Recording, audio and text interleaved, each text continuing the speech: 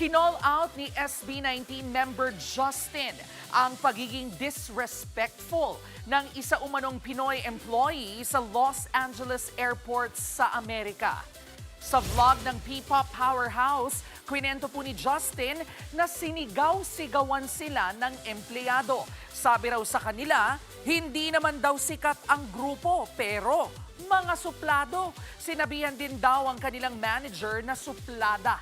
Pinakiusapan daw kasi ang ilang fans na maghintay muna bago magpa-picture. Narinig naman daw ito ng airport worker at doon na ito nagsalita ng kung ano-ano.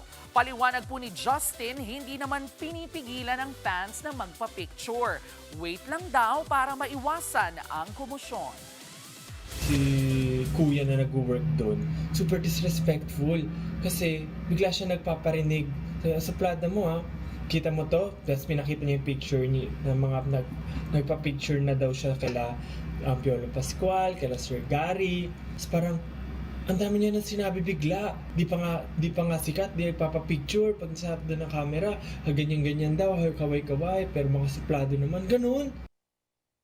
Mga kapatid, Jervy Wrightson po, eto na nga. Anong say mo sa Showbiz Update at kay alaman natin ngayong araw na ito? Huwag magpahuli, mag-follow at mag-subscribe na sa News 5 social media pages para sa iba pang balita at updates.